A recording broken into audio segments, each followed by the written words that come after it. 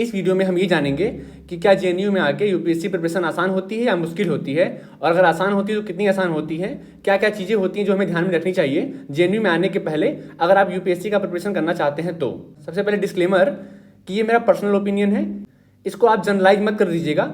जो मैंने 6 मंथ में फील किया है उसी के अकॉर्डिंग मैं आपको बताऊंगा कि आपको क्या डिसीजन लेना चाहिए। वीडियो स्टार्ट करने से पहले जो लोग मेरे बारे में नहीं जानते हैं वो वीडियो पॉज करके अबाउट मी में मेरे बारे में जान सकते हैं। मुझे ही क्यों सुना जाए, तो उसके लिए मैंने 3 पॉइंट डिवाइड किए हैं।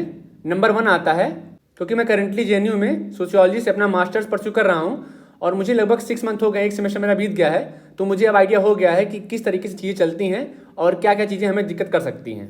दूसरा रीजन है मुझे सुनने का कि मुझे भी बुखार था यूपीएससी का। जब मैं बीए में था तो मैं भी सोचता था कि मैं एडमिशन कहाँ से लूँ जहाँ से मेरी यूपीएससी की प्रिपरेशन बहुत अच्छे से और स्मूथली हो पाए। तो मैं आप लोग की फीलिंग समझ सकता हूँ और अच्छे से आपसे रिलेट कर सकता हूँ।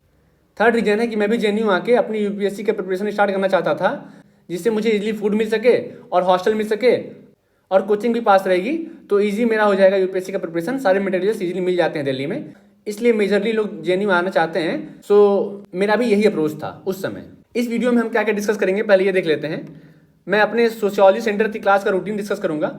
सारे सेंटर्स का तो मैं नहीं बता सकता हूँ क्योंकि जिस सेंटर में पढ़ रहा हूँ उसके बारे में जानता हूँ, और सारे सेंटर्स का हल्का फुल्का वेरी कर सकता है, बट मेजरली सेम ही रहता है। आप उसके हिसाब से आइडिया लगा सकते हैं कि आपके सेंटर का कैसा रहेगा। यहाँ पे डिपार्टमेंट को सेंटर बोला जाता है, तो आपको कंफ्यूज नहीं होना है कि सेंटर क्या होता है और डिपार्टमेंट क्या होता है। यहाँ पे डिपार्टमेंट फैकल्टी को सेंटर और स्कूल बोला जाता है। हम क्लासेस की रूटीन डिस्कस करेंगे। उसके बाद करोल बाग से या ओल्ड राजेंद्र नगर से जेएनयू की डिस्टेंस कितनी है ये डिस्कस करेंगे, कितने घंटे लगते हैं मेट्रो से जाने में। फिर हॉस्टल की फैसिलिटीज हम डिस्कस करेंगे, फिर फूड या फिर मेस की फैसिलिटी हम डिस्कस करेंगे, और एकेडमिक का बर्डन कितना होता है ये डिस्कस करेंगे।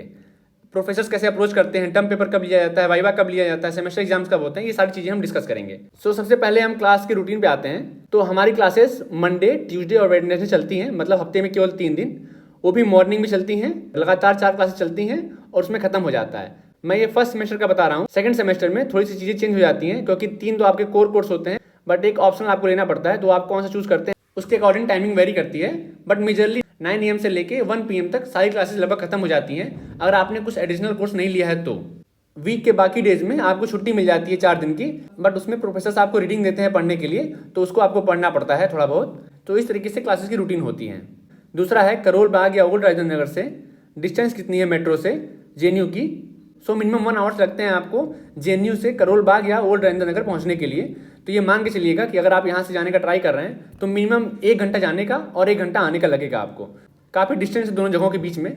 मुझे भी पहले लगता था कि 10 मिनट या 15 मिनट का डिस्टेंस होगा तो पहुँच जाएंगे, बट 1 आवर आपको लगना ही लगना है, उससे कम नहीं लगता है। थर्ड, हॉस्टल की फैसिलिटीज़ देख लेते हैं। Condition of the hostel. Hostel का कंडीशन ठीक ठाक है। आपको रहने के लिए एक रूम मिल जाएगा जिसमें 2 लोग रहेंगे। अगर आप मास्टर्स परस्यू कर रहे हैं तो आपको शेयर्ड रूम मिलेगा, सिंगल रूम नहीं मिलेगा। एक रूम में 2 लोग रहेंगे। रूम नॉर्मल छोटा सा रहेगा। अगर आप बीएचयू के हैं तो आप जानते होंगे बीएचयू जैसा ही रूम रहेगा। थोड़ा बीएचयू में मेंटेनेंस ज़्यादा रहेगा, बट जेएनयू की मेजरली हॉस्टल्स में उतना बढ़िया से मेंटेनेंस नहीं रहेगा। थोड़ा बहुत पानी का भी दिक्कत आता है, थोड़ा बहुत वॉशरूम का भी दिक्कत आता है, बट ये आप मैनेज कर सकते हैं। हॉस्टल की फीस जब आप एडमिशन लेंगे तो आपसे एक साथ 6000 लेंगे। उसमें से आपका 4500 रहेगा रिफंडेबल मनी, मतलब जब आप कोर्स छोड़ेंगे तो आपको 4500 वापस मिल जाएगा। इस हिसाब से बहुत ही कम फीस रखता है हॉस्टल का। 1500 रुपये 1 साल का ज़्यादा नहीं है मेरे हिसाब से रहने के लिए। और हॉस्टल की क्लास से डिस्टेंस वॉकिंग डिस्टेंस पे ही है। आई थिंक 5 मिनट या 7 मिनट में आप अपने सेंटर पे पहुंच जाएंगे। जेएनयू में अच्छी बात ये सारे जो सेंटर्स हैं, मतलब कि डिपार्टमेंट्स या आप बोलेंगे फैकल्टीज़, वो एक ही जगह पे हैं जिसको रिंग रोड बोलते हैं। लाइब्रेरी के सारे सेंटर्स पास में ही है, मतलब 100 मीटर 50 मीटर डिस्टेंस पे ही है लाइब्रेरी से। बीएचयू तरह नहीं है कि अगर आप डिपार्टमेंट से क्लास आपकी छूटी तो आप लाइब्रेरी ना जा पाएँ, आप इजीली लाइब्रेरी जा सकते हैं। और हॉस्टल की क्लास डिस्टेंस लगभग 5 या 7 मिनट का है। बस 1-2 हॉस्टल्स हैं जिसमें काफ़ी लंबा डिस्टेंस हो जाता है, बाकी और सारे हॉस्टल 5 मिनट की वॉकिंग डिस्टेंस में हैं। लाइब्रेरी से मुझे याद आया, लाइब्रेरी यहाँ पे बीएचयू की लाइब्रेरी की तरह ही है, बट बीएचयू की लाइब्रेरी काफ़ी बड़ी थी, ये उससे थोड़ी छोटी है। वहाँ पे 2 लाइब्रेरीज बटी हुई थी, सेंट्रल लाइब्रेरी और साइबर लाइब्रेरी। यहाँ पे एक ही में मर्ज है, सेंट्रल और साइबर। देखने में काफ़ी अच्छी है, बट सीट थोड़ी सी कम है। फिर भी अगर आप सुबह आते हैं तो सीट आपको लेने में कोई दिक्कत नहीं होगी। बच्चे आके पढ़ते हैं और कोई दिक्कत नहीं होता। मैं भी लाइब्रेरी में जाके ही पढ़ता हूँ, मुझे ऐसे कोई दिक्कत नहीं आई है अगर मैं सुबह आ जाता हूँ तो।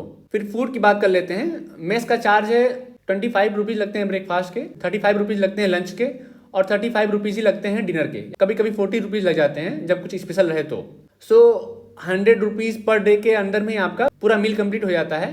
ब्रेकफास्ट में आपको एग्स मिल जाएंगे, मिल्क मिल जाएगा, ब्रेड मिल जाएगा। ब्रेड 2 टाइप का रहेगा, ब्राउन ब्रेड और वाइट ब्रेड। बटर मिल जाएगा, अमूल का बटर रहेगा। और साथ में किसी दिन पोहा, किसी दिन पराठा, किसी दिन चीला, किसी दिन हलवा, किसी दिन दलिया, इस तरीके से वेरी करता रहेगा। तो ब्रेकफास्ट काफ़ी अच्छा होता है। लंच एवरेज रहता है, एक टाइप की सब्जी रहती है, दाल रहता है, चावल रहता है और रोटी रहती है। सो सैलड यहाँ नहीं मिलेगा जो बीएचयू में मिलता था, और बीएचयू में 2 टाइप की सब्जी थी, यहाँ पे एक ही टाइप की सब्जी में आपको मिलेगी। डिनर भी सिंपल रहता है, एक टाइप की सब्जी, रोटी, दाल और चावल। तो मेस का बिल मंथ के एंड में आता है 3000 से 3500 के बीच में रहता है मेस का बिल एक मंथ का। आपको हर मंथ जरूरी नहीं है पे करना, आपका लिस्ट आ जाता है हर महीने। आप चाहे 1 महीने बाद, 2 महीने बाद, 3 महीने बाद कर सकते हैं पे, बट 6 महीने के अंदर पे करना पड़ता है। अब सबसे इंपॉर्टेंट टॉपिक जो 5वां है, एकेडमिक बर्डन, उसके बारे में बात कर लेते हैं। देखिए, सोशियोलॉजी सेंटर में क्लासेस केवल 3 दिन चलती हैं, बट और सारे सेंटर्स में कम से कम 5 दिन क्लास चलती हैं। तो अगर सोशियोलॉजी से आप हैं तो ये मान के चलिए आपका 3 दिन क्लास रहेगा, बट और सारे सेंटर्स में 5 दिन आपकी क्लास चलेंगी। तो इस तरीके से आपको देखना पड़ेगा। प्रोफेसर्स की अप्रोच होती है थोड़ी एकेडमिक वाली, वो लोग आपको इस तरह नहीं पढ़ाएंगे कि आप अगर ऑप्शनल यूपीएससी में सोशियोलॉजी ले रहे हैं तो आपका हेल्प हो पाए। वो नॉर्मली एकेडमिक टाइप को पढ़ाते हैं, थोड़ा डिस्क्रिप्टिव वे में, और उनको राइटिंग्स जो वैसी पसंद आती हैं डिस्क्रिप्टिव वाली। अगर आप बुलेट पॉइंट्स में लिखेंगे तो मार्क्स कम देते हैं, उनको पसंद नहीं आता है। इन रियलिटी प्रोफेसर्स पसंद भी नहीं करते हैं कि कोई अगर यहाँ पे मास्टर्स करने आया है तो वो यूपीएससी का प्रिपरेशन करे। मतलब उन्हें लगता है कि वो पैसा बर्बाद कर रहा है गवर्नमेंट का, वो चाहते हैं कि वो एकेडमिक में ही लगा रहे। तो इस बात का आपको ध्यान देना पड़ेगा। तो वो आपको बार बार पिंच करेंगे कि आप यूपीएससी का प्रिपरेशन छोड़ दीजिए, या फिर इनडायरेक्टली बोलेंगे आपको कि यूपीएससी में मत लगिए, पहले एकेडमिक देख लीजिए। तो आपको मैनेज करना पड़ेगा। फिर 1 मंथ या 2 मंथ पढ़ाने के बाद वो आपका टर्म पेपर लेंगे। टर्म पेपर मतलब असाइनमेंट की तरह ही होगा, बट थोड़ा सा एकेडमिक में रहेगा, जैसे आर्टिकल लिखते हैं वैसा रहेगा। उसी टर्म पेपर साथ में आपका मिड टर्म एग्जामिनेशन भी होगा, जिसमें कुछ क्वेश्चन रहेंगे और उसको आपको लिखना रहेगा। वो टेस्ट की तरह होता है, और साथ में वाइवा भी होगा। वाइवा यहाँ पे सोशियोलॉजी सेंटर में मैंडेटरी है, लगभग सारे टीचर वाइवा लेते हैं। तो आप पीछे नहीं हट पाएंगे कि आप अगर चाहें कि वाइवा ना दें, तो ऐसा कोई ऑप्शन नहीं रहेगा। सारे टीचर्स वाइवा लेते हैं और ये कंपलसरी होता है। शायद एक टीचर छोड़ दे, बट मेजरली अगर 4 टीचर पढ़ा रहे हैं, 4 क्लासेस चल रही हैं, तो चारों के चारों वाइवा लेते ही लेते हैं। सेमेस्टर एग्जाम 6 मंथ पे होते हैं, बट उसके पहले mid term, term paper, viva, presentation इतना ज़्यादा होता है कि आपको उसी में आप लगे रह जाएंगे। शायद आपको टाइम ना मिल पाए अपना प्रिपरेशन यूपीएससी का उतना स्मूथली करने के लिए। अब इसको कंक्लूड करते हैं। देखिए, अगर आप ऐसे पढ़ने वाले हैं कि 1 महीना पढ़े, फिर आपको कोई हिंड्रेंस आया थोड़ा बहुत 5-10 दिन के लिए, फिर आप उस हिंड्रेंस को मैनेज किए और फिर अपनी प्रिपरेशन स्टार्ट कर दिए, फिर 5-10 दिन के लिए कुछ आया, फिर आपने उसको मैनेज किया, फिर स्टार्ट कर दिया। अगर आपको इसमें दिक्कत नहीं आती है मैनेज करने में, तो आपको शायद दिक्कत ना हो।